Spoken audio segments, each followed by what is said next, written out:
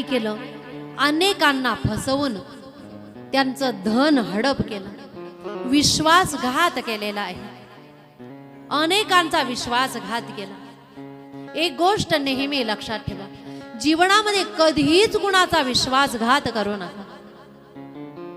जो व्यक्ती आपण खोटं बोलल्यानंतरही आपल्या खोट्यापणावरही विश्वास ठेवतो, अशा व्यक्तीचा तर कधीच विश्वासघात करू नका। कारण विश्वासघातकी व्यक्तीची गती कधीही चांगली होत नाही आणि विश्वासघात केल्यानंतर मिळणारा नरक सुद्धा अतिशय भयानक असतो।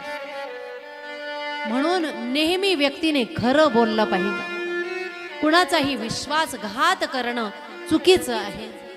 जेव्हा विश्वासघात एखाद्या चांगल्या व्यक्तीचा केला आणि त्या व्यक्तीला कळालं, अशा स्थितीमध्ये चांगल्या व्यक्तीच्या अंतःकरणामधून वाईट स्पंदन आपल्याबद्दल बाहेर पडले, तर त्या व्यक्तीमधून निघालेले वाईट स्पंदन, त्यांचं दुखलेलं हृदय, त्यांचे निघालेले वाईट विचार, त्यांचं दुखलेलं हृदय त्या ठिकाणी दुसऱ्या व्यक्तीला कधीही शांतता लाभू देत नाही। म्हणून जीवनामध्ये कुणाचा विश्वासघात करायचा नाही, कुणाचं वाईट करायचं नाही। विश्वासघात करून त्या ठिकाणी धनार्जन केलेलं आहे आणि जेवढंही धनार्जन केलं तेवढं सर्व धनार्जन स्वतःसाठी वापरलं।